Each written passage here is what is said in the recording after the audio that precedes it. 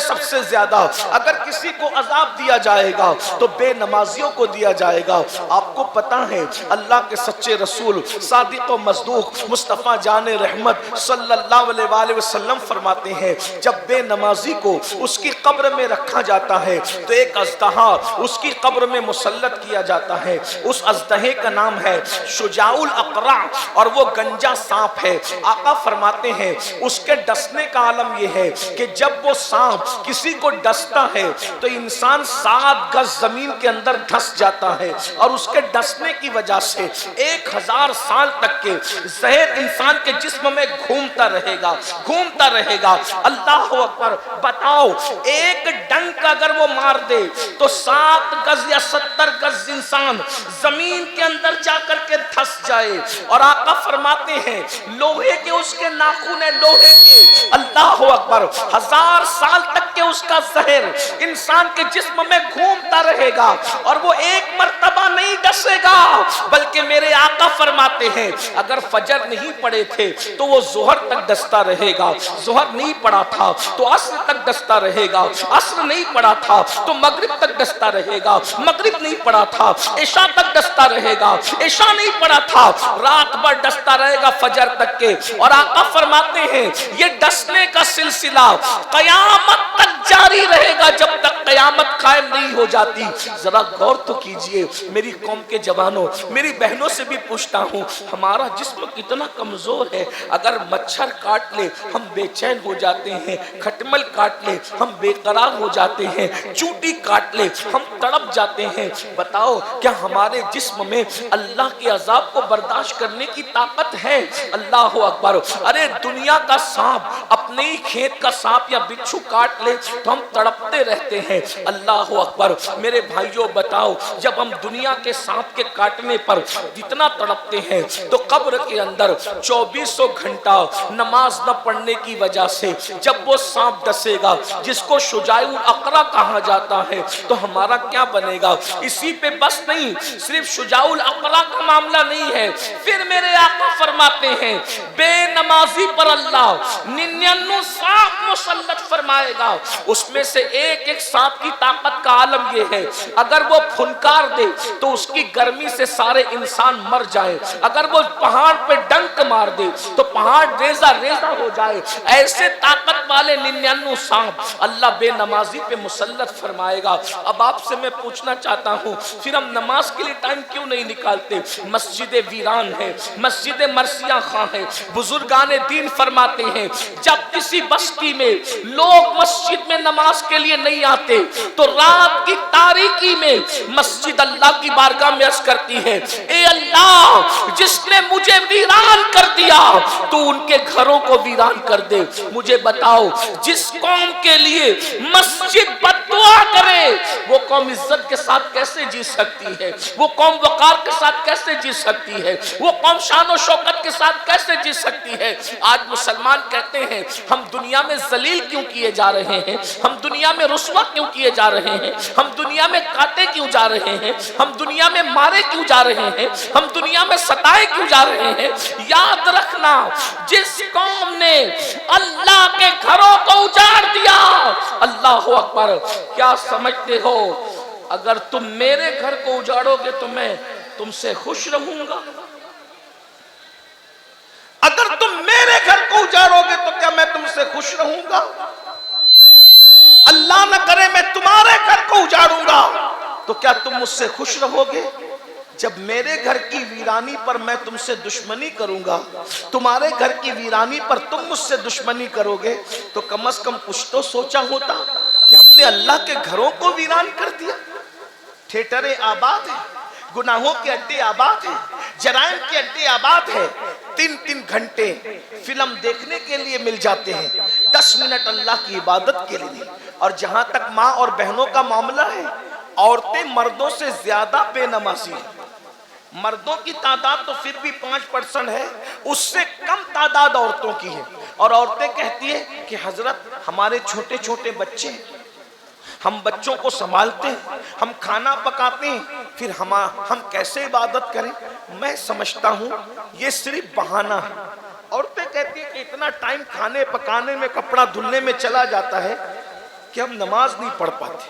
میں آپ سے پوچھتا ہوں اگر عورتوں کو اتنی ہی مصروفیت ہے تو پھر سیریل دیکھنے کے لیے ان عورتوں کے پاس ٹائم کہاں سے آتا ہے؟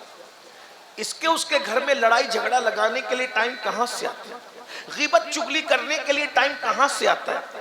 آپ سے کہتا ہوں آج کی عورتیں جتنی زیادہ فری ہیں، پہلے عورتیں اتنی فری نہیں تھی.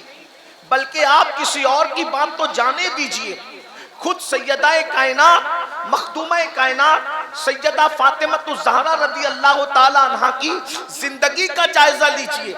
آج آپ کے گھر میں آٹا پیسا ہوا آتا ہے، آج آپ کے گھر میں مرچی کا پاؤڈر پیسا ہوا آتا ہے، آج آپ کے گھر میں پانی کے نل لگے ہوئے ہیں، آپ کے گھروں میں کنویں موجود ہے، کپڑے دھونے کے لیے واشنگ مشین موجود ہے. لیکن اللہ اکبر، کیا خیال ہے سیدہ کے بارے میں؟ اللہ اکبر، 15 سال کی عمر میں شادی ہوتی ہے اور 21 سال کی عمر میں پہنچنے تک آپ 5 بچوں کی ماں بن جاتی ہے.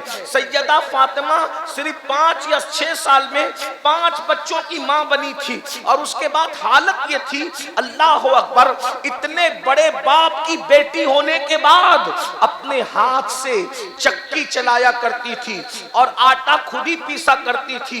ذرا غور فرمائیں، چکی چلاتی تھی ہاتھوں سے. مولائے کائنات کا فرمان ہے کہ فاطمہ الزہرا کے چکی چلانے کی وجہ سے ہاتھوں میں گٹے پڑ گئے تھے اور سیدہ فاطمہ الزہرا کنویں سے پانی بھر بھر کے جب مشکیزہ اپنی پیٹھ پہ لاد کر کے لاتی تو سیدنا علی پاک نے فرمایا کہ مشکیزہ پیٹھ پر بار بار اٹھانے کی وجہ سے ان کی پیٹھ پر مشکیزے کے نشان پڑ گئے تھے. حالت یہ تھی، 5 بچے ہیں، کیفیت یہ ہے، اللہ اکبر، ہاتھ سے خود ہی کام کرتی ہے. اور گھر کی کیفیت یہ ہے کہ اللہ اکبر، کیفیت گھر کی یہ ہے کہ کبھی 1 مہینہ چولہا نہیں جلتا، کبھی 2 مہینہ چولہا نہیں جلتا، کبھی ایسا بھی ہوا کہ 3 مہینے تک سیدہ کے گھر میں چولہا نہیں جلتا. غربت کی کیفیت یہ ہے، اللہ اکبر، کہ سیدہ کائنات نعرے تکبیر، نعرے رسالت، مسلک اعلی حضرت حضور سید صاحب قبلہ، نعرے تکبیر، نعرے رسالت. حالت اور کیفیت یہ ہے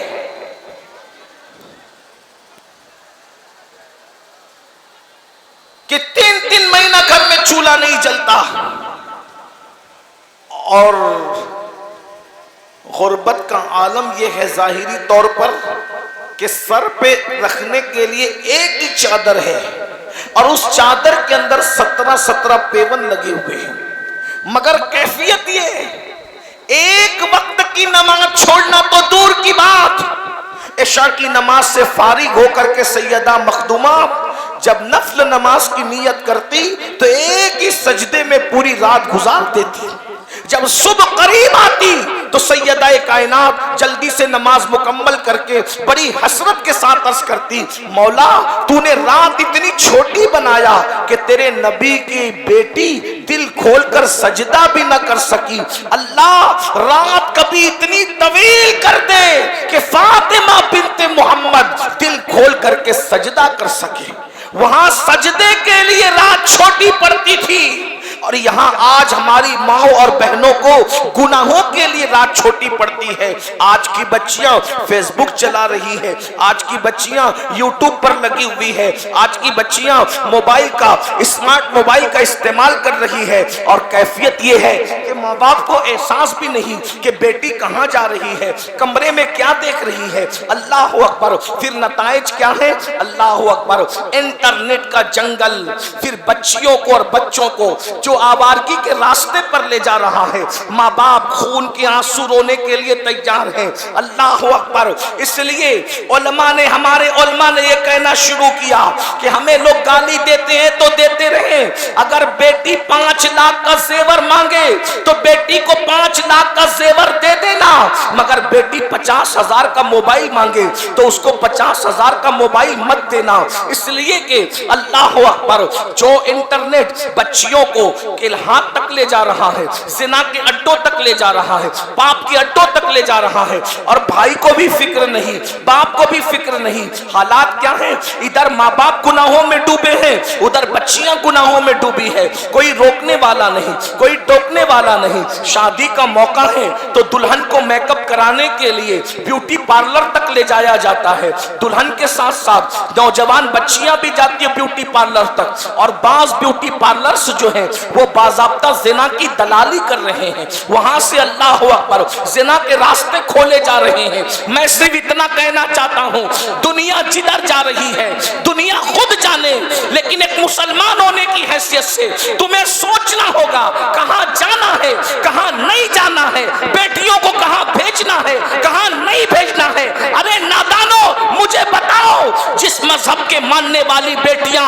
नमाज पढ़ने के लिए मस्जिद नहीं जा सकती, उन बेटियों को ब्यूटी पार्लर जाने की इजाजत किसने दे दी? जिस मजहब के मानने वाली बच्चियां ईद की नमाज पढ़ने के लिए ईदगाह नहीं जा सकती, उन बच्चियों को अल्लाह अकबर मेकअप के लिए ब्यूटी पार्लर तक ना महरम काफिर फासिक और फाजिर के पास जाने के लिए किसने इजाजत दे दी? अल्लाह अकबर। मेहंदी लगाने के लिए बेटियां मेहंदी कल्बों में जा रही है, मेकअप के लिए ब्यूटी पार्लर जा रही है। मुझे बताइए, अल्लाह अकबर, ना माँ रोकने को तैयार, ना बाप रोकने को तैयार, ना भाई रोकने को तैयार, ना शौहर रोकने को तैयार। सुन लो, अपने घर की औरतों को बेपर्दा घुमाने वालों, ब्यूटी पार्लरों तक पहुंचाने वालों,